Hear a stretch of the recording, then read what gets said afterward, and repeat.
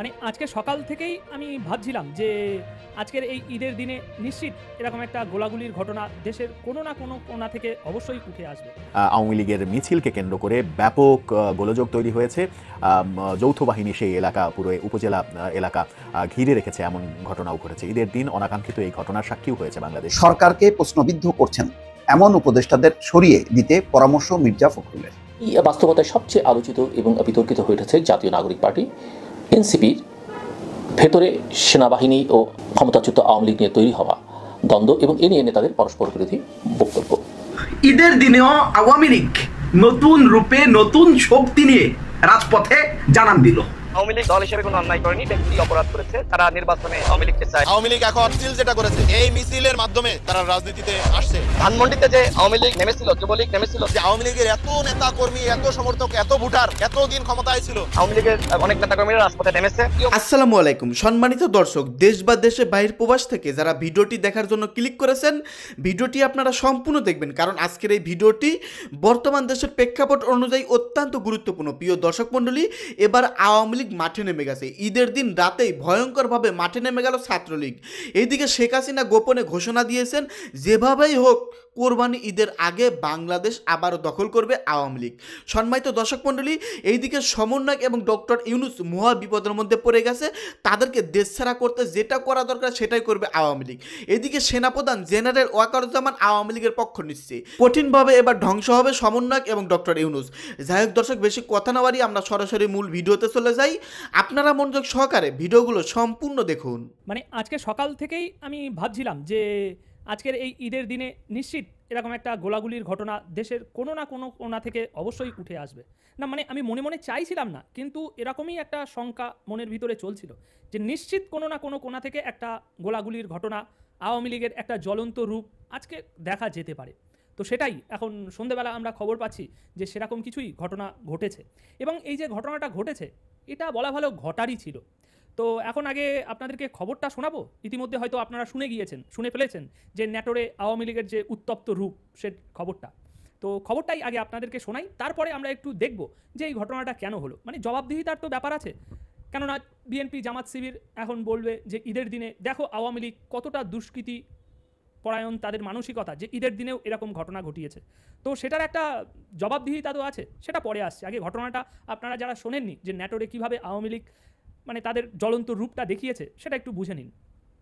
দর্শক বন্ধুরা, ন্যাটোরের লালপুরে ঈদের নামাজ শেষে জয় বাংলা স্লোগান দেওয়াকে কেন্দ্র করে আওয়ামী লীগ ও বিএনপির নেতাকর্মীদের মধ্যে সংঘর্ষের ঘটনা ঘটেছে। আর এতে বিএনপির 2 সমর্থক গুলিবিদ্ধ হয়েছেন। আর ঘটনাটি ঘটেছে আপনার বেলা 11:30টার দিকে। এখন প্রত্যক্ষদর্শী সূত্রে এবং গণমাধ্যমের বরাতে আমরা যা জানতে পারছি যে কিসে কি হয়েছে ঘটনা, সেটা হচ্ছে ঈদের নামাজ শেষে আওয়ামী লীগ ও যুবলীগ ও ছাত্রলীগের কর্মীরা জয় বাংলা স্লোগান দিয়ে রাস্তা থেকে এগিয়ে আসতে থাকে, যেমনটা আপনারা এখানে ছবিতে দেখছেন। এই সময় বিএনপি ও স্থানীয়দের সঙ্গে তাদের ধাওয়া পাল্টা ধাওয়ার ঘটনা ঘটে। গণমাধ্যমে স্থানীয় বলা হচ্ছে, স্থানীয় তো না, সব বিএনপি লোকজনই তারাই পাল্টা ধাওয়ার ঘটনা ঘটায়। এরপর সংঘর্ষের প্রথম দিকে সাব্বির নামের একজন বিএনপির কর্মী আহত হন, তাকে উপজেলা স্বাস্থ্য কমপ্লেক্সে চিকিৎসা দেওয়া হয়। এর কিছুক্ষণ পর পরিস্থিতি একটু শান্ত হলে আওয়ামী লীগ সমর্থকরা আবারও বিএনপির সমর্থকদের উপরে ঢিসুম করে, ওটা আর বলছি না ইউটিউবের কারণে। এই সময় 30-40 রাউন্ড ঢিসুম ছোড়া হয় আওয়ামী লীগের তরফ থেকে। এতে বিএনপির 2 সমর্থক গুলিবিদ্ধ হয়েছেন। এখন এই বিষয়ে লালপুর থানার ভারপ্রাপ্ত কর্মকর্তা ওসি নাজিমুল হক বলছেন, ঘটনার পরপরই ঘটনাস্থলে অতিরিক্ত পুলিশ মোতায়েন করা হয়েছে। এখন পরিস্থিতি স্বাভাবিক রয়েছে, দোষীদের দ্রুত আইনের আওতায় আনা হবে। এছাড়াও ন্যাটোরের পুলিশ সুপার আজাদ হোসেন বলছেন, বিষয়টির তদন্ত চলছে। সংঘর্ষের ঘটনায় জড়িত থাকার অভিযোগে ইতিমধ্যেই 5 জনকে গ্রেপ্তার করা হয়েছে। তো দর্শক, এই হচ্ছে ঘটনা যেটা ন্যাটোরে ঘটেছে বেলা 11:30টার দিকে। এবার আসি আমরা ঘটনাটি কেন ঘটেছে, কেন বললাম আমি যে ঘটনাটি ঘটারই ছিল, সেই বিশ্লেষণে। দর্শক, আপনারা জানেন কি, ইতিমধ্যেই খবরটা বেশ কিছুক্ষণ হয়েছে সারা দেশে ছড়িয়ে পড়েছে যে মাহফুজের বাবা গণপিটুনির শিকার হয়েছে। তথ্য উপদেষ্টা তার বাবা গণপিটুনির শিকার হয়েছে। এখন আমি যদি জিজ্ঞাসা করি যে মাহফুজের বাবা কেন গণপিটুনির শিকার হলো, এক কথায় উত্তরটা বেরিয়ে আসে যে ছাত্রলীগ কর্মীকে ধরতে তিনি একটু মুরব্বি সেজেছিল, সেই জন্য এই বিএনপি ও ছাত্রদলের কর্মীদের হাতে গণপিটুনি খেয়েছে মাহফুজের বাবা। এবার ঘটনাটা কি হয়েছিল? ঘটনাটা হয়েছিল ওই ছাত্রদলের এক নেতা এতদিন আত্মগোপনে ছিল। গতকাল রবিবার সন্ধ্যার দিকে রাত সন্ধ্যা না, রাত প্রায় 9টার দিকে তিনি বাড়িতে ফিরে আসে। আজকে ঈদের দিনে একটু নামাজ আদায় করবে, তাই বাড়িতে ফিরে আসে। এবার যেই সে বাড়িতে ফিরে আসার খবর চারিদিকে ছড়িয়ে পড়ে, ওই রাত 9টার সময় বিএনপির ছাত্রদল কর্মীরা তার বাড়ি অ্যাটাক করে, তাকে ধরে মারধর করার চেষ্টা করে, থানায় দেওয়ার চেষ্টা করার জন্য তার বাড়ি অ্যাটাক করে। সেখানে গিয়েই এই মাহফুজের বাবা মার খেয়েছে। তাহলে এখানে আমরা কি বুঝছি? যে এক তো আওয়ামী লীগকে পুরো কোণঠাসা করে রাখা হয়েছে, আর এমন কোণঠাসা করে রাখা হয়েছে যে ভাই ছাত্রলীগ নিষিদ্ধ, আমি বুঝলাম, কিন্তু তার মানে আমি ছাত্রলীগ করেছি মানেই, একবার একদিনের জন্য ছাত্রলীগে আমার নাম ছিল মানেই আর সারা জীবন আমার বাংলাদেশে আমি মুখ দেখাতে পারবো না। এটা কি একটা নিয়ম হলো? এটা কি একটা কোনো দেশের বিধান হলো? কিন্তু সেরকমটাই তো আজ আওয়ামী লীগ ছাত্রলীগের সাথে করা হচ্ছে।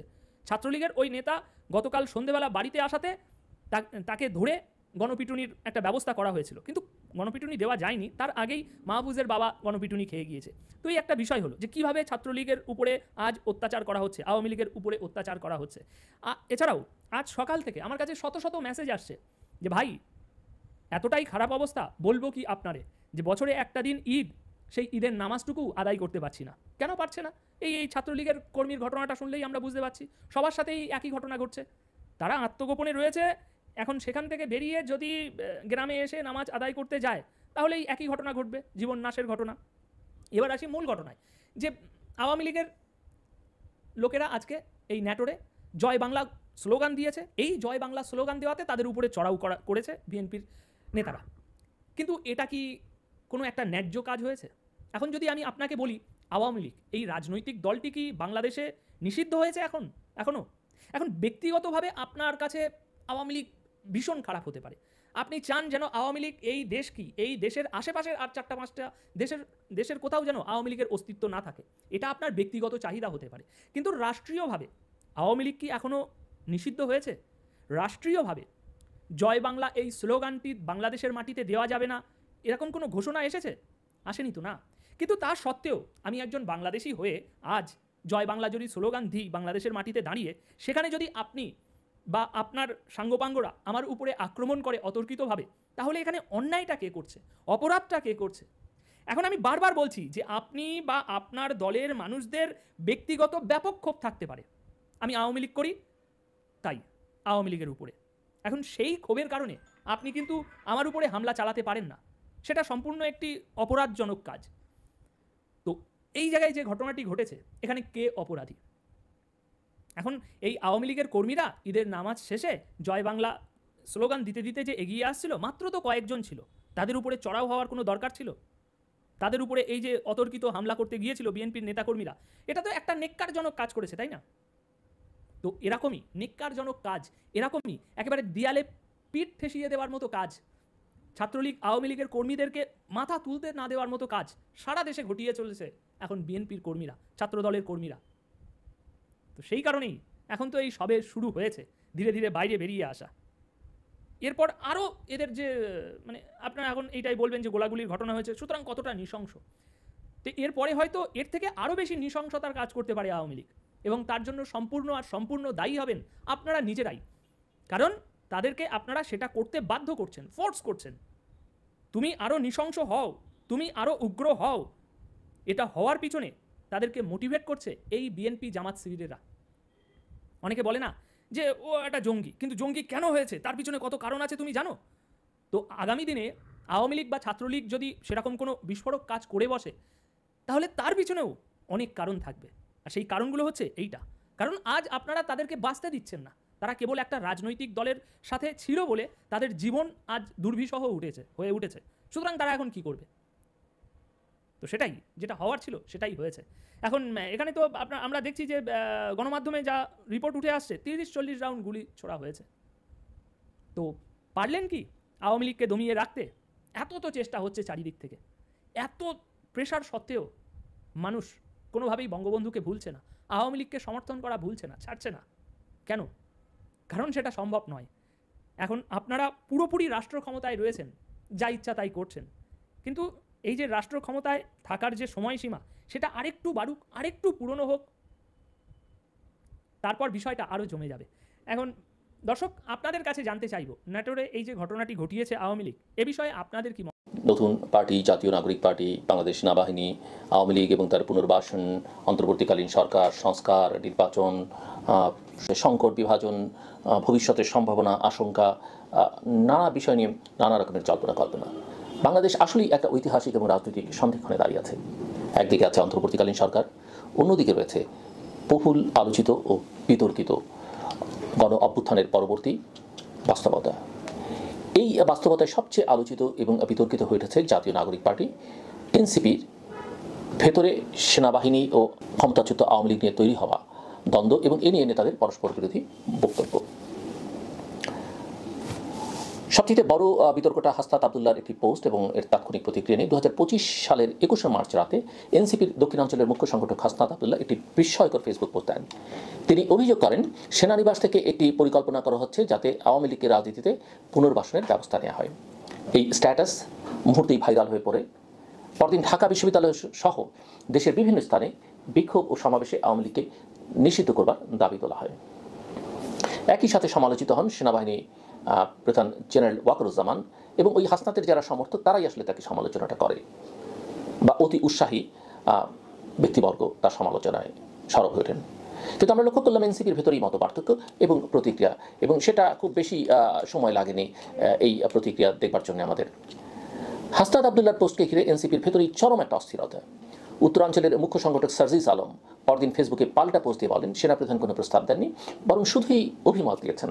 এই বক্তব্যে বিভ্রান্তি তৈরি হয় এবং এনসিপির অন্যান্য নেতারা নিজেদের হতাশা এবং ক্ষোভ প্রকাশ করতে থাকেন। দলের নিজস্ব ফোরামে নেতারা বলেন এই ধরনের পোস্ট দলকে বিতর্কিত করছে এবং এনসিপি হয়তো টিকটকারদের দল হয়ে উঠছে। ব্যক্তিগত জনপ্রিয়তা অর্জনের জন্য এমন বক্তব্য এবং স্ট্যাটাস দেওয়া হচ্ছে, এমন অভিযোগও কিন্তু দলটির ভেতর থেকে উঠে আসে। সেনাবাহিনীর প্রতিক্রিয়া আমরা দেখেছি, অভ্যন্তরীণ তাদের অবস্থান সেটাও একটু আলোচনার দাবি রাখে। বাংলাদেশ সেনাবাহিনী প্রথমে আনুষ্ঠানিকভাবে কিছু না বললেও পরে তারা সপক্ষে বক্তব্য দেয়। নেত্র নিউজ সহ বিভিন্ন মাধ্যমে জানানো হয় হাসনাতের বক্তব্য অপরিপক্ক ও হাস্যকর। বলা হয় ছাত্রছাত্রীদেরকে ডেকে পাঠাননি, বরং তারাই অ্যাপয়েন্টমেন্ট নিয়ে এসেছেন, সেনাপ্রধান কাউকে কোনো চাপ দেননি। এছাড়া সেনাবাহিনীর শীর্ষ মহলে একটি গুরুত্বপূর্ণ বৈঠকে জেনারেল ওয়াকারের নেতৃত্বে আলোচনায় অংশ নেন 3 বাহিনীর প্রধান। সামরিক শৃঙ্খলা ও ভাবমূর্তি রক্ষার জন্য কঠোর অবস্থান গ্রহণের আহ্বান জানানো হয় সেখানে। অন্তর্বর্তী সরকারের অবস্থান এবং অধ্যাপক ইউনুসের কি বক্তব্য? এই ঘটনার প্রেক্ষিতে অন্তর্বর্তী সরকারের প্রধান উপদেষ্টা অধ্যাপক ডক্টর মোহাম্মদ ইউনুস আন্তর্জাতিক ক্রাইসিস গ্রুপের সঙ্গে বৈঠকে স্পষ্ট করে বলেন আওয়ামী লীগকে নিষিদ্ধ করবার কোনো পরিকল্পনা তার সরকারের নেই। এই বক্তব্য অনেক নেতাকেই আশাহত করে এবং সেই রাতে হাসনাত আবদুল্লাহ তার পোস্টে লেখেন রিফাইন্ড আওয়ামী লীগ নামে ভারতের পৃষ্ঠপোষকতার একটি পরিকল্পনা বাস্তবায়নের চেষ্টা চলছে। এরকম পরিস্থিতিতে নতুন এই রাজনৈতিক দল এনসিপির ভবিষ্যৎ কি এবং তার রাজনৈতিক চরিত্রই কি সেটারও কিন্তু জনমনে নানা রকমের প্রশ্ন আছে। বিশেষজ্ঞদের মতে এনসিপির এই দ্বন্দ্ব তাদের রাজনৈতিক ভবিষ্যৎ নিয়ে প্রশ্ন তুলেছে। এটি নবীন দলের ভেতরে এমন আত্মঘাতী বিভাজন তার ভাবমূর্তি এবং রাজনৈতিক গ্রহণযোগ্যতাকে সংকটে ফেলছে। নেতারা নিজেরাই বলছেন এভাবে চলতে থাকলে এনসিপির রাজনীতি কবর হবে ফেসবুকেই। সার্জিস আলম এক পর্যায়ে বলেন সেনাপ্রধান চাপ দেননি, কিন্তু অতি আত্মবিশ্বাসের সঙ্গে অভিমত দিয়েছেন। এই স্বীকারোক্তি যেন এক ধরনের রাজনৈতিক ড্যামেজ কন্ট্রোল, কিন্তু তাতে পরিস্থিতি সামাল দেওয়া যায়নি। সেনাবাহিনীর ভূমিকা এবং রাজনৈতিক ভারসাম্য এটি অনেকদিন ধরে আলোচনা আছে। বাংলাদেশের রাজনীতির এটি আসলে অনেক পুরনো। 2024 সালের জুলাইয়ের গণ অভ্যুত্থানে সেনাবাহিনীর কার্যকর ভূমিকার কথা অনেকেই স্মরণ করেন। গৃহযুদ্ধের দ্বার প্রান্ত থেকে দেশকে ফিরিয়ে আনে সেনাবাহিনী। জেনারেল ওয়াকারের এই সাহসিক সিদ্ধান্তের কারণে তাকে ছাত্র জনতার রক্ষক হিসেবে দেখেন অনেকে। এই অবস্থান থেকেই বর্তমানে সেনাবাহিনীর উপর নতুন করে আস্থা তৈরি হয়েছে, কিন্তু একই সাথে এখন কেউ কেউ সেনাবাহিনীর পক্ষপাতিত্ব নিয়ে প্রশ্ন তুলছে, বিশেষ করে যারা আওয়ামী লীগের রাজনীতি থেকে নির্বাসনে পাঠাতে চায়। সামরিক বিশ্লেষকরাও এইসব বিষয় নিয়ে আলোচনা করছেন, মতামত দিচ্ছেন, সতর্কবার্তা দিচ্ছেন। জেনারেল হক, ব্রিগেডিয়ার বাইজিস সরওয়ার এবং জেনারেল অবসরপ্রাপ্ত নাঈম আশফাকুর চৌধুরী একযোগে বলছেন যে এই মুহূর্তে সেনাবাহিনীর ভাবমূর্তি আক্রমণ করে রাষ্ট্রকে দুর্বল করবার অপচেষ্টা চালানো হচ্ছে। তারা বলছেন এখন প্রয়োজন ঐক্য, বিচক্ষণতা এবং পরিপক্ক রাজনৈতিক আচরণ। কোনো রাজনৈতিক দলের তরফে সেনাবাহিনীর বিরুদ্ধে বক্তব্য রাষ্ট্রের কাঠামোকেই প্রশ্নবিদ্ধ করে, আর সে সুযোগেই বিদেশি হস্তক্ষেপ এবং অস্থিতিশীলতা তৈরি হতে পারে। বাংলাদেশ একটা অস্বাভাবিক সময়ের মধ্য দিয়ে যাচ্ছে। একটা নবীন রাজনৈতিক দল, সেনাবাহিনীর নেতৃত্ব এবং একটি প্রতীক্ষিত নির্বাচন সব মিলিয়ে জটিল রাজনৈতিক একটা নতুন বাস্তবতা তৈরি হয়েছে। জাতীয় নাগরিক পার্টির অভ্যন্তরীণ দ্বন্দ্ব, সেনাবাহিনীর উপর আস্থাহীনতা কিংবা ব্যক্তিগত জনপ্রিয়তা অর্জনের প্রতিযোগিতা সবই রাষ্ট্রের ভবিষ্যতের জন্য নেতিবাচক সংকেত বহন করে। এখন প্রয়োজন রাজনৈতিক পরিপক্কতা, শৃঙ্খলা এবং নেতৃত্বের দূরদর্শিতা। এই মুহূর্তে প্রশ্ন একটাই, বাংলাদেশ কি তার সম্ভাবনাময় নতুন যাত্রাপথে অগ্রসর হবে, নাকি নেতৃত্বের অবিবেচনা ও অপরিপক্কতা তাকে আবারও অন্ধকারের দিকে ঠেলে দেবে? আসসালামু আলাইকুম দর্শক, ঈদ মোবারক। আজকে ঈদের দিনে ভাবছিলাম কোনো রাজনৈতিক খবর বা সংবাদ নিয়ে বিশ্লেষণ করব না, কিন্তু রাজনীতিকে উপেক্ষা করা যাবে না। ঈদের পরপরই আমরা ভিন্ন ধরনের একটি রাজনৈতিক ঘটনা প্রবাহ হয়তো দেখতে পাবো। সেটি ভালো হবে নাকি মন্দ হবে সেটা পরের কথা, কিন্তু বিএনপি কিছু যৌক্তিক বিষয় সামনে তুলে ধরবে। তো আজকে যেই বিষয়টা নিয়ে বিশ্লেষণ করতে চাই সেটা হলো অত্যন্ত গুরুত্বপূর্ণ। সরকারকে প্রশ্নবিদ্ধ করছেন এমন উপদেষ্টাদের সরিয়ে দিতে পরামর্শ মির্জা ফখরুলের। আসলে আমরা এখন এমন একটা সরকার পেয়েছি যার প্রধান ডক্টর মোহাম্মদ ইউনূস। চিন্তা করেন, তিনি শুধু বাংলাদেশ মানে কি বলে ৫৫,১২৫ বর্গ মাইলের মধ্যে না, ওনার পরিচিতি, ওনার খ্যাতি, উনি যখন নাকি বাংলাদেশের এই অন্তর্বর্তী সরকারের প্রধান উপদেষ্টা হন তারও অনেক আগে নোবেল বিজয়ী একজন অর্থনীতিবিদ, একজন ব্যক্তি, সারা বিশ্ব তাকে চেনে, অনেক অনেক বেশি চেনে। বাংলাদেশের যদি মানে পৃথিবীতে বাংলাদেশের কোনো মানুষকে কেউ জানে, এই প্রজন্ম মানে প্রবীণ নবীন বিভিন্ন প্রজন্ম, তারা এক বাক্যে ডক্টর মোহাম্মদ ইউনূসের কথা জানেন। সেই ব্যক্তির একটি সরকার তার কেমন হওয়া উচিত বলেন? সবার শ্রদ্ধার, সবার ভালোবাসা হবে। কিন্তু দুর্ভাগ্যজনকভাবে ডক্টর মোহাম্মদ ইউনূসের ক্যাবিনেটে এমন কিছু ব্যক্তি আছেন যারা তাদের মতন করে বক্তব্য দিচ্ছেন, যেই বক্তব্যের সাথে ডক্টর মোহাম্মদ ইউনূসের কোনোভাবেই যায় না। কেন যায় না? এটা তো ডক্টর মোহাম্মদ ইউনূস তো সব রাজনৈতিক দলের প্রতিনিধিত্ব করছেন। কোন সব রাজনৈতিক দল? যে রাজনৈতিক দলগুলো শেখ হাসিনার ফ্যাসিবাদদের অবসানে লড়াই সংগ্রাম করেছে। তাহলে সেই ক্যাবিনেটটা কেমন হবে? নিশ্চয়ই অত্যন্ত নিরপেক্ষ হবে, বস্তুনিষ্ঠ হবে। এবং বেশ কিছু উপদেষ্টা, এবং বলবো অধিকাংশ উপদেষ্টাই কিন্তু সেই মাপেরই, সবাই বিশিষ্টজন, সবাই যার যার কর্মক্ষেত্রে তারা খ্যাতিমান। তো সেখানে কোনো কোনো উপদেষ্টা এমন কেন বক্তব্য দেবে যে বক্তব্য রাজনৈতিক দল এখন প্রশ্ন করছে? বিএনপির মতন প্রধান রাজনৈতিক দল তারা কেন বলছে যে সরকারকে প্রশ্নবিদ্ধ করছে এমন উপদেষ্টাদের সরিয়ে দিতে পরামর্শ মির্জা ফখরুলের? দেখেন এই খবরে কি বলছেন, অন্তর্বর্তী সরকারকে প্রশ্নবিদ্ধ করছেন এমন উপদেষ্টাদের অপসারণের পরামর্শ দিয়েছেন বিএনপির মহাসচিব মির্জা ফখরুল ইসলাম আলমগীর। তিনি বলেছেন, প্রধান উপদেষ্টা ডক্টর মোহাম্মদ ইউনূসের উচিত সেই সব উপদেষ্টাদের অপসারণ করা যারা তার সরকারের নিরপেক্ষতা নষ্ট করছেন এবং সরকারকে প্রশ্নবিদ্ধ করছেন। সত্যি তাই, অবশ্যই আমরা চাই একেবারে ডক্টর ইউনূস যেই মাপের, তার ক্যাবিনেটটা হবে তার কাছাকাছি মাপের, অর্থাৎ কোনো বিতর্ক থাকবে না। রোববার গুলশানের চেয়ারপারসনের কার্যালয়ে সাংবাদিকদের সঙ্গে আলাপকালে তিনি কথা বলেন। তিনি বলছেন, আসন্ন নির্বাচনের আগে সরকার নিরপেক্ষতা হারালে বিএনপি তা কোনোভাবেই মেনে নেবে না। এটা হবে খুবই দুর্ভাগ্যজনক। সেই জন্য বলছি যে ঈদের পর সত্যি তার অর্থে একটা রাজনৈতিক খেলা শুরু হবে। আমরা সরকারের পরিপূর্ণ নিরপেক্ষতা প্রত্যাশা করি, বিশেষ করে অধ্যাপক ইউনূসের কাছ থেকে। যদি তিনি অনুভব করেন যে তার মন্ত্রিসভার কেউ নিরপেক্ষতা নষ্ট করছেন, তবে তাদের অপসারণ করা উচিত।